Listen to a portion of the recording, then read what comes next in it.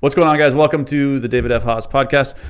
I'm your host, David F. Haas. I'm sitting here with a good client of mine who's actually just pretty much coming to the end of a 6-month session. Dean Poublon. It's funny because I've never said his last name. My grandfather was from Belgium. Poublon. Yeah. So Dean and I have been working together for the last 6 months, and his transformation has been amazing. And the one thing about Dean is he's just willing to do the work. And I think that's like what really had allowed you to have such great results is, no matter what it was that you had to do, you did it. And you showed up every week.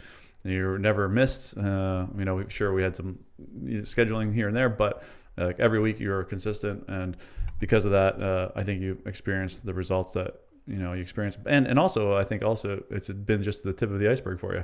Absolutely. Yeah. So and normally I would have stopped you and said, that was nothing, but I put in a lot of hard work, and I can say that now. It feels good.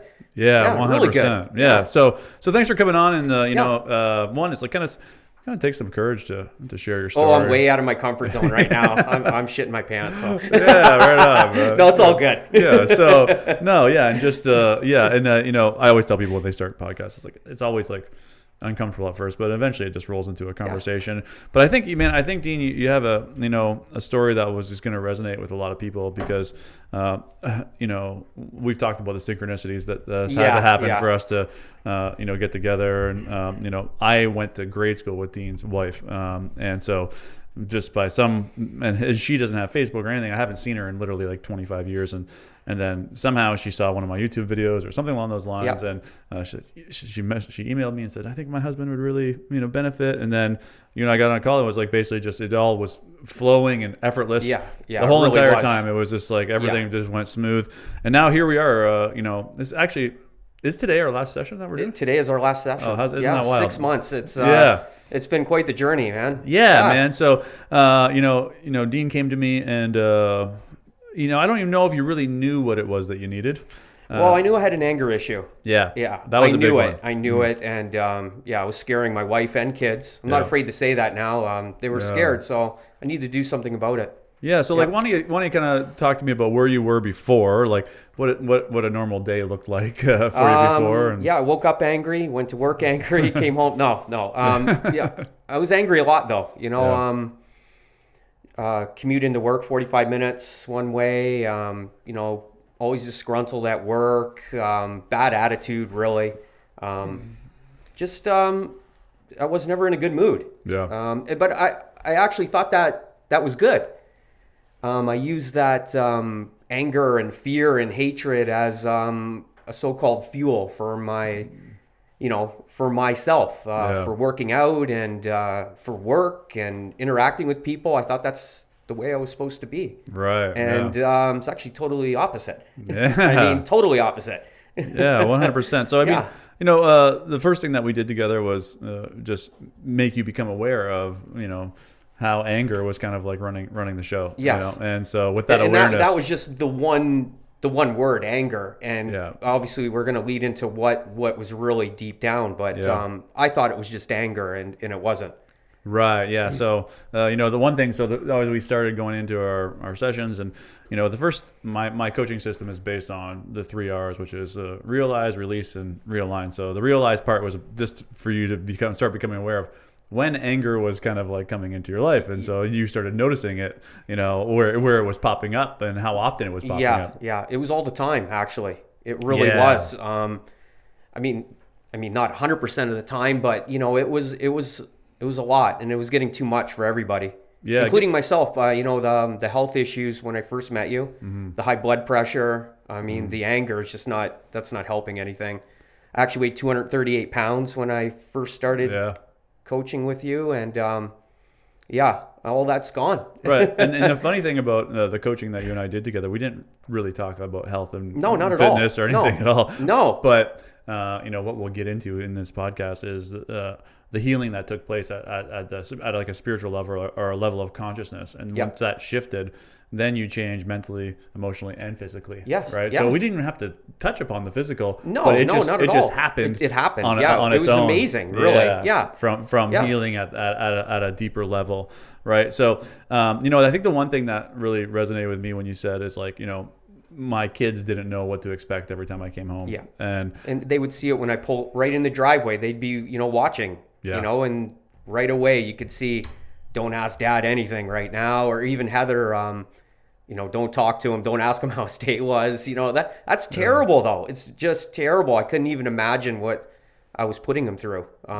It's not good. It's not a good way to live. Right. And then I think the other thing too is like, when you came, it came from this amazing place of like being like, I want to be a better husband, a better father for my kids. Yeah. And when you have that motivation that's greater than yourself, absolutely, it definitely helps. And you need to be in a place to recognize that. And you were definitely, I mean, I think it was like perfect timing. Yes. You were in the exact spot that you needed to be. Yeah.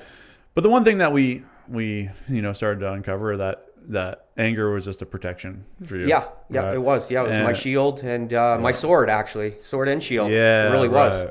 Yeah, for sure. So as we brought awareness to the fact that you were using anger as a sword and shield, and it really had defined who you were as a person. Oh yeah. I can't remember not being angry. Yeah, really, I couldn't. Yeah. It's been that long. Yeah. Yep. So what is it you think that you discovered that started turning the tides for you? I think we started when you made me realize it wasn't anger. Actually, it was much deeper than anger, and that led into the bullying I experienced, and we've gone all the way back to grade 5, and I'm pretty sure that is the year I failed grade 5. I was a terrible student. It was deep down, it was shame. Yeah. It was the shame. And then, to protect myself, I became the invisible man. And anytime I was confronted with anything, it was the anger came right out. Yeah. Yep. Yeah. Yeah. So you used the anger to protect you from ever feeling shame again. Yep. And the pain that you felt from grade 5, and it's like, the crazy thing about it is that, as a fifth grader, you don't really realize what's happening. No, not at you're all. unaware of it. But now it's easy for us as not easy, but it's like for us as adults, we can look back and be like, oh, but that you had had a to bigger teach me impact. that though. You had to teach me to not quit beating myself up about it. That's part of your coaching, which it's great. It brings you to that realization that okay, it did happen, but it's not your fault. It's not your fault. Right. At all. Like you're just doing the best. I love your quote. You can say it. You'll say it better than me. You're doing the best you can. Yeah, you're just doing the best that you know how to. Yeah, for sure. Like, and that also leads to like another thing that we talked a lot about was like acceptance and having acceptance for where everyone's at, and especially when you're in anger. Anger, I would also associate it with like blaming the world for your problems and blaming your parents, blaming Eddie, like blaming the bullies, blaming everybody, right? Yeah. But learning to have acceptance for where everyone was at in their lives, Yeah, never would I ever be forgiving my bully or forgiving the ex that killed me almost, emotionally and spiritually, and I've done that. I've forgiven those people, and I can't even believe it really to this day. I think back 6 months ago, and there's no way I'm going to forgive those people. Forget it. Yeah. So, so this is a big one that a lot of people struggle with is forgiveness. Like, oh yeah. They don't understand really what forgiveness really truly is. And I think part of it is acceptance. But like, why don't you kind of walk me through like, how you feel like you've forgiven those people? Like, how did you do it? Like, is the question. Well, it was. It didn't happen immediately. Obviously, as the weeks and months went on, and we, we're digging, and you're coaching me and teaching me. You're a teacher.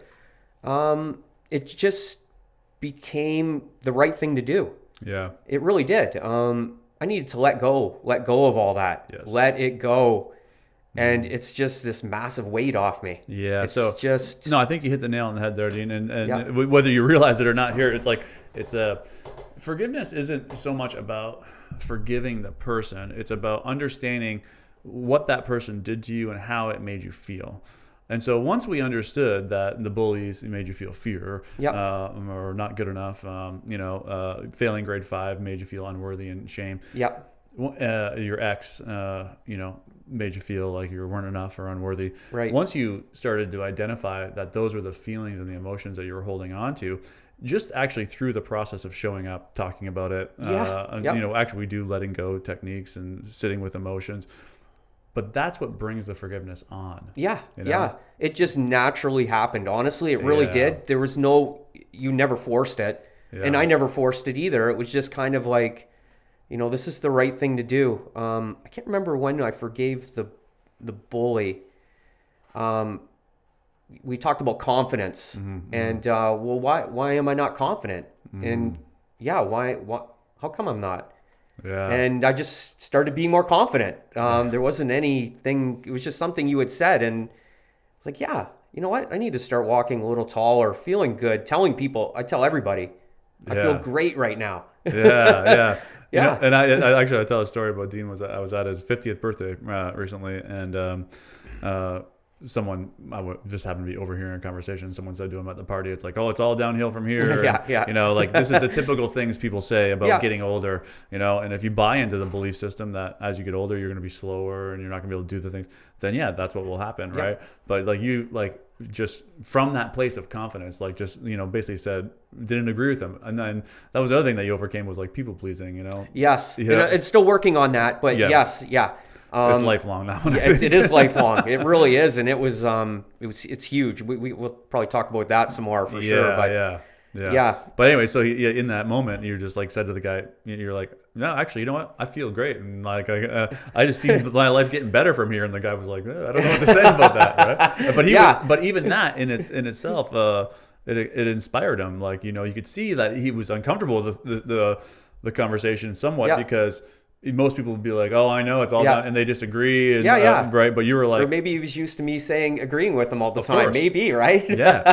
Exactly. Right. And so then when you don't agree, not only does he really respect your answer because it's the truth. Yep. But also it helps him in some way and be like, oh, maybe I don't need to buy into this system that just because I'm getting older, my life is over. I'm going to start being decrepit, can't tie my shoes and whatever else. Only 50. Yeah, exactly. That is a big, but 50 is a milestone. Yeah, absolutely. Yeah. And the synchronicity of everything, right? 50, just that number 50. And then me being at this place right now, when I hit 50, everything came together.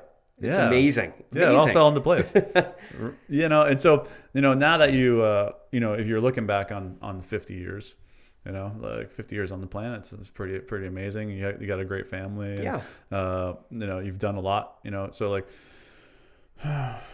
what is it? This is a question I've been asking lately, people. What is it you wish you would have known at 20 that when you're 50?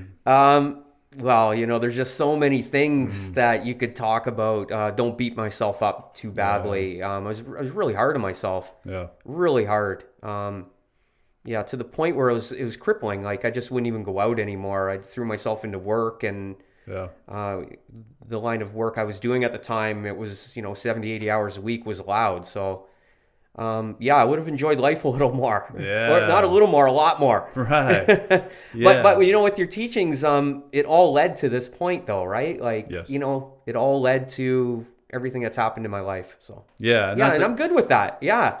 It's a good feeling. It really is.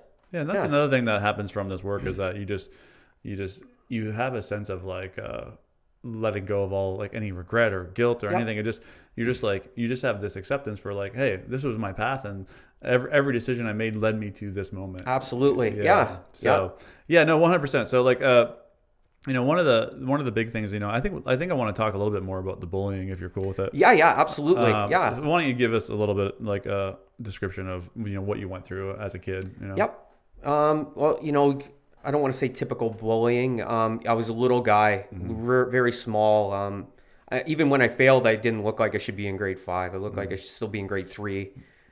So I was an easy target. I didn't say much, always just agreeing with the bullies. And then that led into the grade 9. The bullying was intense in grade 9. He was rough on me. nothing physical, but, just humiliating me. Yeah. And making me feel ashamed of myself.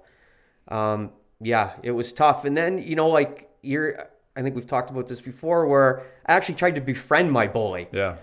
Trying to be friends with him to get him to stop, basically, like, what can I do to, get this guy to stop? And it was tough. It was tough. Yeah. And that's something I resonate with as well, is like the feeling of cowardice or weakness is... it's like debilitating. Yeah. I would show up for school like almost at the bell just to grab my books and get the hell away from my locker. At the end of the day, I wouldn't even go to my locker. I would just go home.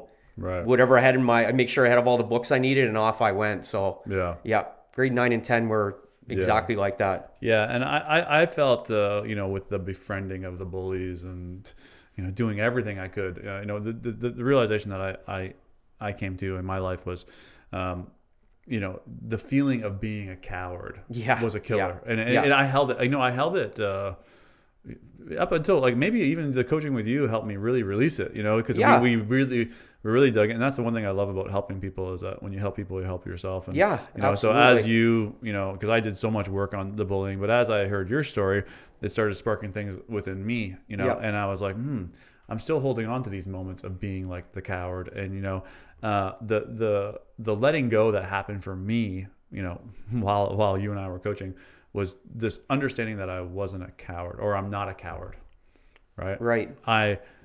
I am courageous, but with the tools and what I had there in that moment, the fear was too powerful, and it overtook my courage. And the courage is in you. It's a state of consciousness, and it's a critical state of consciousness, but we're all born with it.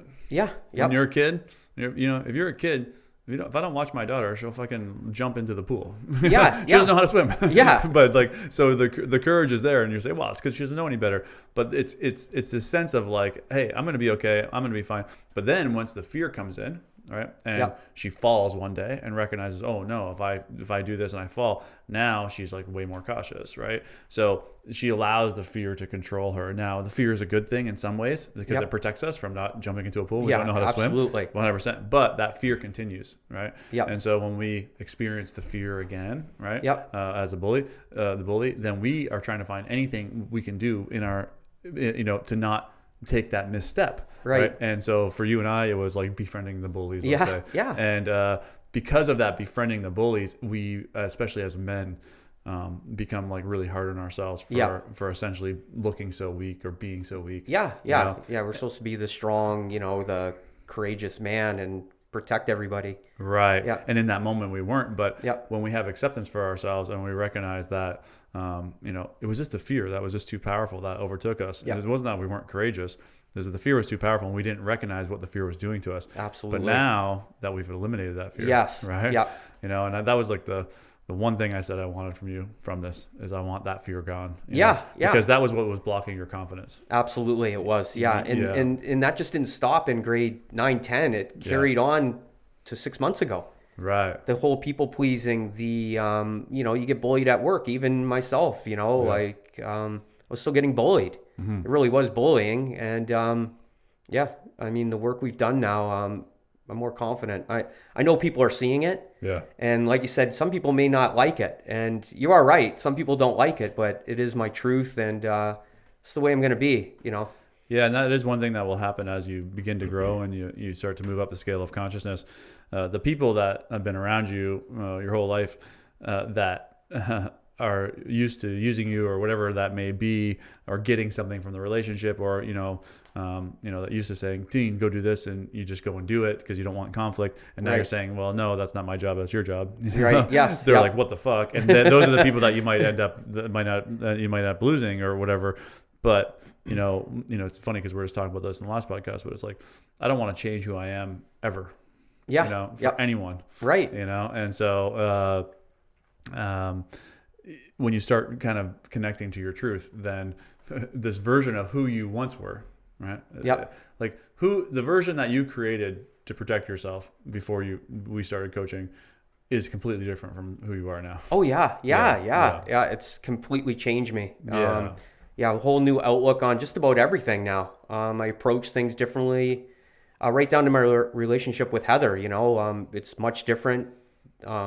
Interacting with my girls, it's changed. The big part of my life was the gym, because there's that fear and everything. The cowardness led me to the gym, to go to the gym and get bigger, and then that led to me being 238 pounds. It was just like, but bigger's better, right? Doesn't matter if I'm a fat ass.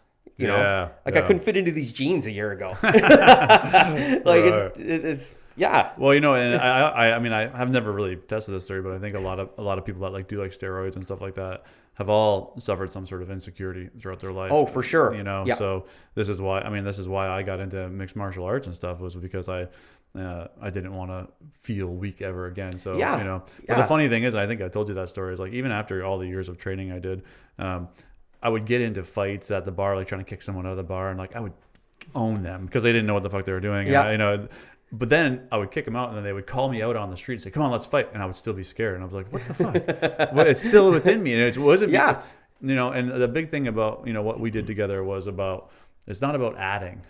No, it's subtracting. Yes. Yeah. I didn't add anything into my life. Right. I took away. I let go of so many things and just took away so much, just complete shit. Right. Complete garbage. It was just completely useless. Yeah. So like an example of adding more muscle, adding martial arts skills to try and combat the fear that it's like all we had to do right from the get-go was drop the fear. And then, absolutely. And then we wouldn't need to add all those things. But again, at the same time, we're happy and have acceptance for the fact that, hey, I'm glad of what I learned doing MMA, and you're happy of the transformations that you made in the gym, for sure, right? So there is benefit, and it's kind of like getting to this place of God or whatever, but it's God is leading us towards the best version of ourselves.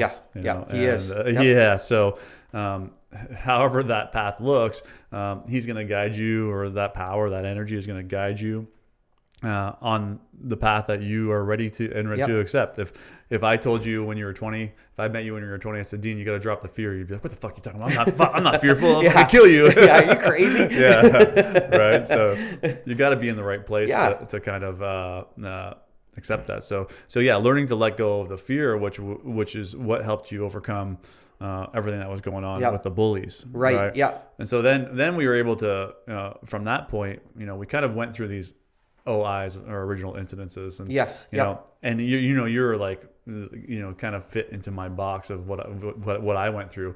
Right. And I recognized there was about 5 incidences in my life that kind of really defined me, and you kind of had similar along those lines. It was like the failing grade 5, the bullies, the big breakup. Then there's probably a couple more in there that I'm forgetting, but these are the kind of the moments that shaped this version of yourself that was really removed from your true self. Right. For sure. Yeah. So, and then when we got into the past relationship, and there was infidelity there, and a whole bunch of stuff that while it was wrong of the person to do that to you, it really was about how it made you feel. Yeah. It was. Yeah. I mean, at the end of the day, I was ashamed of myself. Yeah. The shame is so low on the conscious level. It's just, it's bad. Yeah. Right. Yeah. We're able to dig into that. And, I just realized that, I was just doing the best I could at the time. Yeah. And I needed to let it go. Yeah. I just had to let it go. Right. So when you talk about letting go, and, I call myself the letting go coach. Yeah. Right? Yeah. So, I'd be interested to get your interpretation of what you think letting go is. And well, we dug into that the whole ego thing. Yeah. That was part of it. Learning that my ego was, just basically driving me. Yeah. Making myself aware of that really helped out. Like I said, it didn't happen instantaneously. It was kind of a slow burn, I would call it. It was just every week just digging into how I was feeling and why I was feeling it, and and sitting with I love how you say that, the sitting with leaning into the fear, leaning into the shame, where normally my mind would try to guide me away from even thinking about that ever again. But instead, I'm like, okay, well, let's just go with how did it make me feel at the time, and just staying with it. And it's just a great process. It really is. Yeah. And that was done with you a little bit, but then just on my own, like with, going through your online course and the readings you've told me to do. Yeah. And the little bit of homework you gave me wasn't hard or anything. Yeah. In the sense that there was, hours of work. Hard in the sense that you had to want to change. Like you had to lean into that shame. It's not a good feeling, but after you're done with it, I feel fantastic right now. I just feel so good about myself for even being able to forgive everybody. That's really affected my life. Like when you think about the old Dean that hadn't forgiven those people, like the lightness that you have today.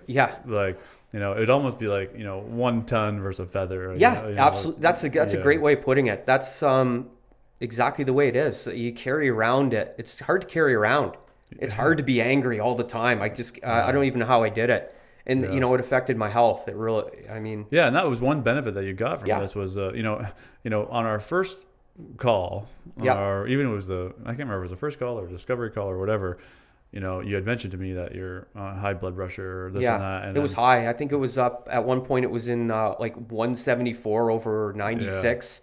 You're getting close to like, my doctor told me you're going to stroke out. Yeah. I know if you told that at 49, you might stroke out. And it's like, wow, that's like surreal. Yeah. You need to be on blood pressure medication like right this second. Right. Yeah. And, the crazy part about, you starting to work with me, it was you didn't come to me because you were trying to get off blood pressure medication. No. It wasn't even really on your radar, but that synchronicity, it all hit at once. Yeah. But that was the first thing. And I'd recommended that you read Hawkins' book, Healing and Recovery. Yep. Because I think there's a lack of understanding when it comes to like what overall health is, and, in the Western world, we think, you're unhealthy, go to the doctor and get healed. Take a pill, get surgery, do whatever it is. But the healing has to happen. Like you can see how now looking back, if you would have stayed on the path you were on, it doesn't matter how many pills you would have took. You would have been fucked. Yeah. Right. And so you needed to heal, at an emotional level, at a mental level, spiritual level. And once you did that, then the health worked itself out. Absolutely. It did. Yeah. I think I checked my blood pressure a few weeks ago. It was down in the 120s over like 82 or something. Which is like perfect. That's good. Yeah.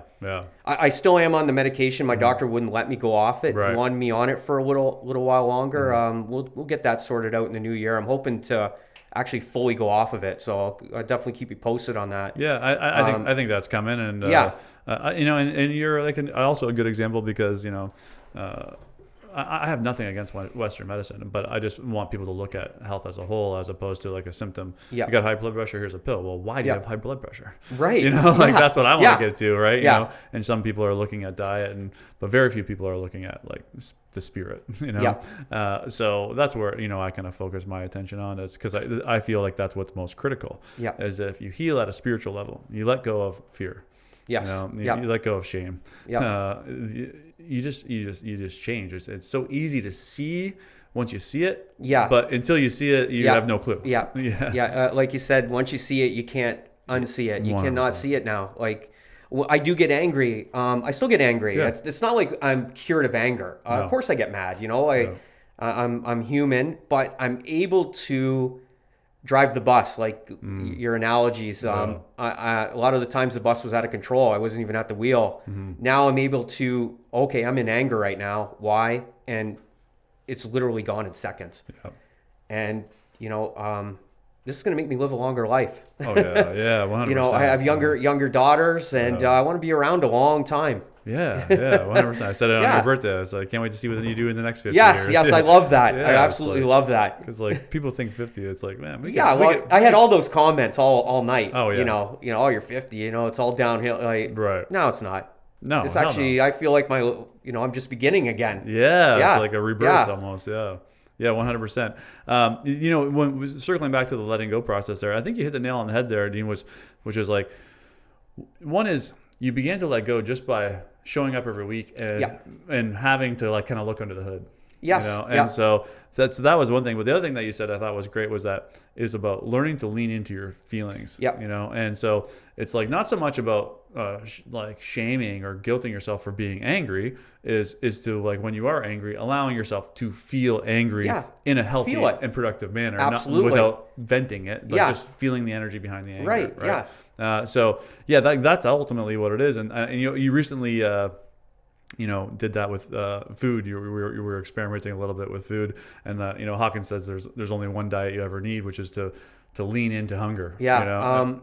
I would get the shakes, and I would think I was getting the shakes, and I'm so hungry, I'd get lightheaded, and I can literally go 15 hours without a bite to eat now. Yeah. Easily. Yeah. Right. Yep. Yeah.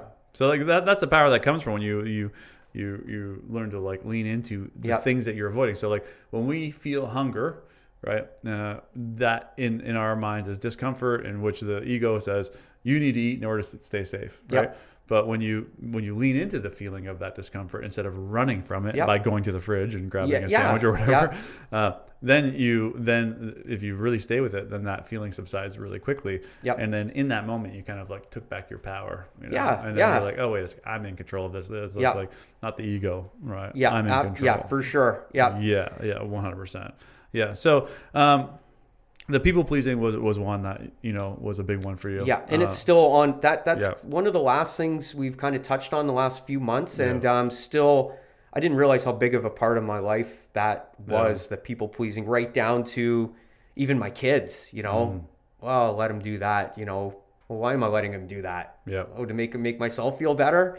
That one's tough. That one's really hard to stop. Yeah. But we recognize that at the core of people pleasing is, not wanting to let people down or not wanting to get into conflict. Right. The conflict. Yeah. I think that's my biggest thing. Like, if I do say no, I'm not going to get the shit kicked out of me. Yeah. Like, and that's how I felt though. Yeah. Well, if I don't agree with him, like he's not going to like me, or, he's not going to be my friend, or he's going to get mad at me. Yeah. Yeah.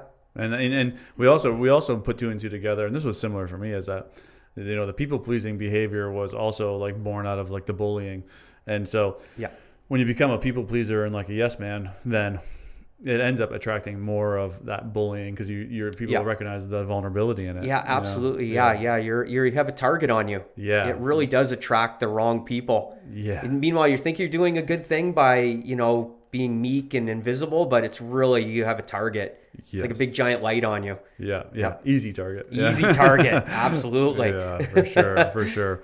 Well, so what do you think? Where do you think you go from here? Like, what's the you're planning on staying on the path, of spiritual growth. So how does that look for you? Because I think it's a lot of people are interested in is like, what is your spiritual practice? Like, what is it that you're doing on a daily basis? Right. Yep. I read a daily devotional. It's just a short paragraph.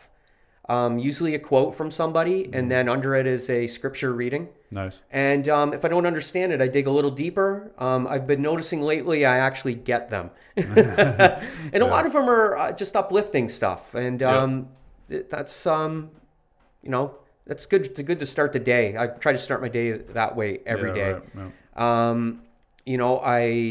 I do the thankful things in the morning. 3, 4, 5. I'm thankful to be here. I'm thankful for this TV. I'm thankful for I have food on the table. It can be very simple. It doesn't have to be grand. No. And on my way to work, I pick out, look at the sun's coming up. That's beautiful. I don't think I've seen the sun rise and can't remember. Yeah, right. And to get, I'm going to continue with the readings you've suggested. I also have some other books I'm going to dig into. Yeah.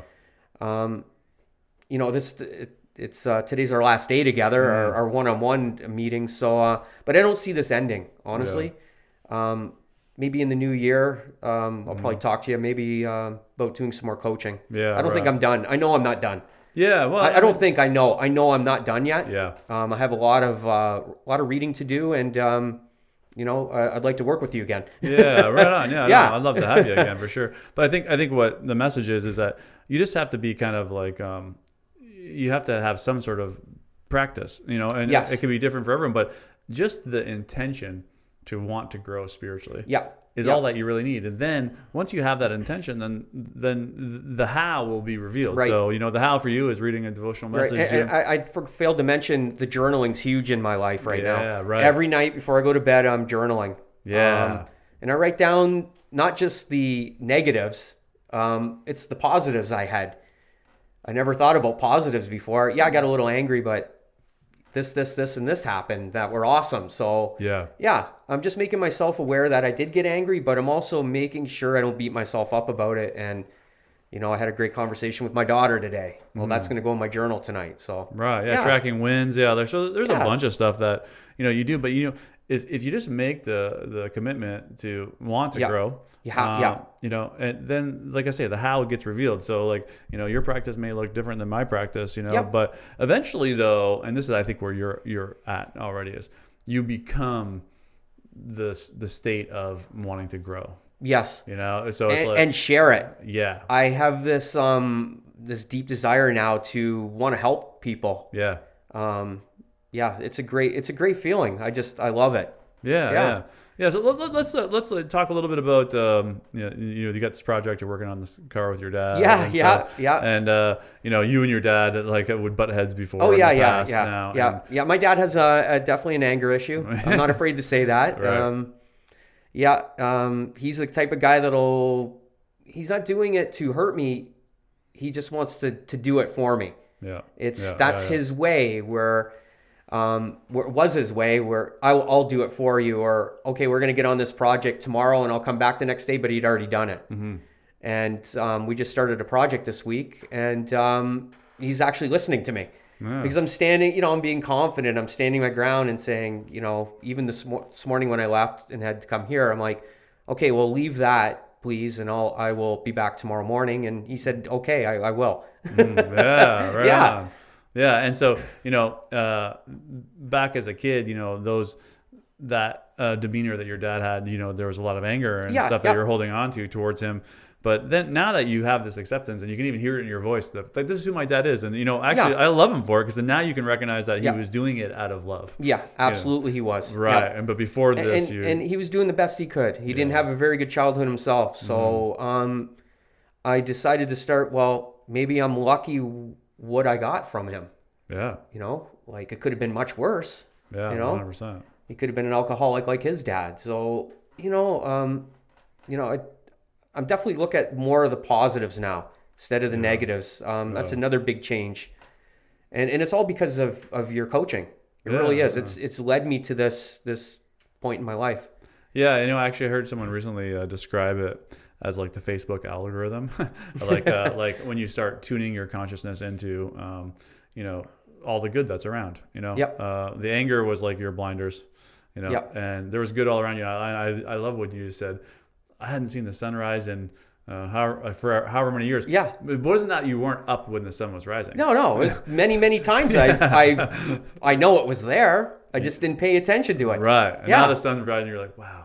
Yeah. Look how beautiful. Or look at those damn clouds. Yeah. What the hell's going on there? There's been clouds my whole life. I'm just noticing them now. It's crazy. Right. So that was the analogy that someone had given about the Facebook algorithm, was that it was like, if you start liking certain things on Facebook, right, then Facebook is going to start showing you more of what it is that you like. Right. So if you start liking positive quotes, then all of a sudden you start seeing ads for positive quotes. Right. Yep. And so it is so true with respect to consciousness raising techniques, is as you drop these low states of consciousness, you take the blinders off. So your anger was the blinders for you. Anger was not allowing you to see all the beauty and all the joy, all the abundance that's been around you this entire time. Literally right in front of me. Yeah, really. Every day. Yeah, like the sunrise was right in front of you as you drove to work, but the anger was blocking you from seeing all of that beauty that's been all around you. And I mean, that is like,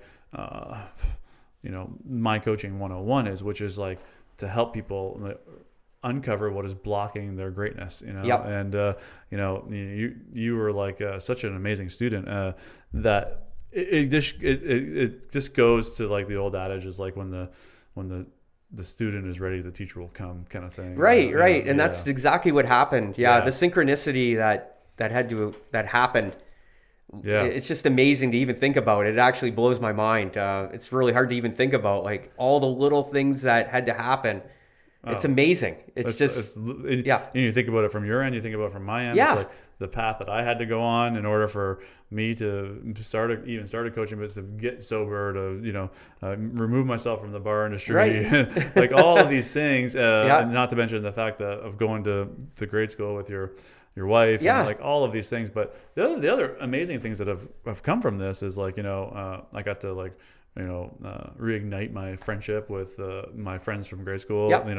At your party there, I was talking to my other friend Jody and reconnecting with Heather. It's like, for me, those people in grade school, like we were like a family, because I went to such a small grade school. It's like same 30 kids. Yep. From kindergarten to grade 8, and like that, like really close bonds with those people. But over time, you just lose touch. Whatever. Absolutely. Yeah. It happens. And so like, at your party there, it was like Jody and I like just talk for hours, and it was like we hadn't missed a beat. It was like we were back. That's a really good feeling to have. I had the same thing at my party. Some of those people I hadn't seen in a while. I'd worked with at my old job, and that was 17 years ago. We just picked right up. Yeah. Right where we left off. It's a good feeling. Yeah, 100%. So it's like, man, it's like there was just so much good that came from this, and this is this is where I see you going. Like, I see you going to a place where you're going to be helping more and more people. I know you feel it. I know I don't think you don't know exactly how yet. I'm still working on that, I think. Yeah, but it's gonna be revealed to you. I think eventually you're gonna start seeing it.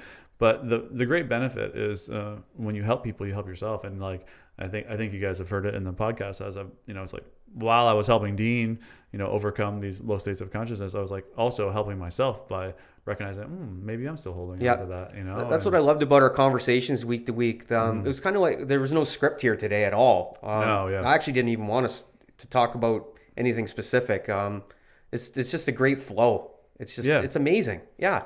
Yeah, and I think that's a great insight to the coaching too. Is like people want to know, and this is actually another synchronicity. But a lot of things that I talk about with my team is like about releasing content that people want to see. And so every time I sit with what is it that people want to see, and the answer is always like they want to know what goes on in a coaching session.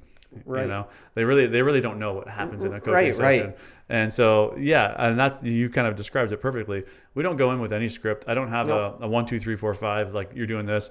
And actually I don't even want that. I just want to be guided to help you. So it's like we just start talking, and then as I hear you talk, I'm like, that's interesting. You said that. Yeah. Why'd you say that right here? And then we kind of like use whatever's going on in your week as a door to go deeper, and then we maybe have to open a few more doors to finally get to the root, right? And really, right at the beginning, I think I maybe tried to fool you with something, and you called me right out on some bullshit. Like instantly called me out on my bullshit, and I'm like, yeah, I like this guy. Called me right out on my bullshit. He saw right through it, and okay, that's got to stop then. So that was good. I think that was like our second meeting together. I can't remember what I was saying, but you called me right out on it, and I'm like, yeah, you're right. That is bullshit. Yeah, and then the other thing that happens is just by showing up every week, and having to discuss like how your week went and where you were triggered and why you're mad. It just forces you to like, and it's not even forced though, but as long as you show up, but you're just there having a conversation that is.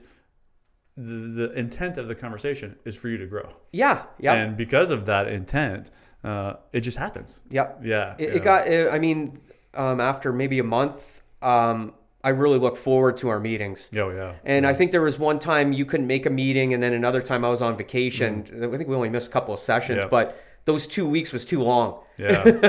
For myself anyways. I just... Well, I think that's a testament to what you're saying is like, it's about staying in the field. And I tell people this all the time. It's like, you got to get into the field. So it's like, if you want to be an artist, you got to be in the field of drawing every day. Right? If you want to grow spiritually, you got to be in the field of doing the spiritual work every day, and potentially being around people that you want to be like as well, right? So once you're in that field, though, all the how and everything gets revealed to you. I think you get that, and I think you saw the benefit of it for sure. Absolutely. 100. My life is changed completely. And I feel amazing. Yep. Yeah. I just, and I want to tell everybody. That's what, last week you asked me if I wanted to be on this podcast, and I didn't even hesitate. Yeah. 6 months ago, I've been like, hell no. Oh, how am I going to look? I'm going to look like an idiot. I'm going to, I'm going to get mad about it. But I absolutely wanted to be here, and I wanted to tell everybody, how I feel. I want everybody to feel this way. Yeah, that's it. So what is it that, what has Heather noticed? What have your kids noticed? What have people said to you? Yeah. The family, they won't come and tell me because I think they're probably too scared of me still, because of my anger issues. But Heather's told me they can't believe the change in me. Heather's just thoroughly impressed. It's benefited our we had a good relationship anyways, but this has just made us that much closer. We're just we're best friends, and maybe she shouldn't have stuck around with me when I was so angry, but she did and helped me, and it was her push to come to you. It really was. Mm-hmm. It was, you have to do this. She wasn't asking me, she was telling me, and it was the best decision. Yeah. You know what? People at work, they're starting to notice I'm not that yes guy anymore. I have a voice. Right. I'm not just doing that just because if it doesn't sound right, I'm not just going to do it. I'm going to tell you now. that is not going the greatest. I think some people are having trouble with it, but it'll work itself out. Yeah, and it's not. I'm not afraid of it. Yeah. Yeah, which I would have been. Oh shit, I'm rocking the boat. Right. And I'm also not being an asshole either. There's a difference about speaking your truth and being an asshole. Speaking your truth is, that's the truth. Yes. And if it's only a half truth, it's still a lie. Yeah. Yeah. That's because of this guy right here. He taught me all that. Yeah, it's great. Yeah, man. That's great insight. And recognize too, if it offends people, we were just talking about this in the last podcast. If it offends people, that's on them. It's not you. Yeah. It's not a reflection of who you are. Yes. You don't want to do anything that's ever going to go against your truth kind of thing. Yep. Right. So, man, I think we'll leave it at that. I think, Dean, you have a great story, and man, it's a testament to, the power of just showing up and and to be in this state of willingness, willingness to be I'm willing to show up, I'm willing to change, and I'm willing to accept that I don't have all the answers. Yeah. And because of that state, I think you experienced an amazing transformation, and it was 6 months. It was 6 months. Yeah. 6 months changed your life. Yeah. What could another 6 months do, right? Yeah, definitely, 100%. Absolutely. So, I'm excited to see where you go, and thanks for taking the time to come on the podcast. Yeah, absolutely. Anytime, David. Yeah, right on. All right. So thanks for listening to the podcast, guys. And if you're interested in learning more about coaching with me, you can check out my website, davidhaas.ca. If you haven't already, just click that subscribe button, and we'll see you again next Wednesday.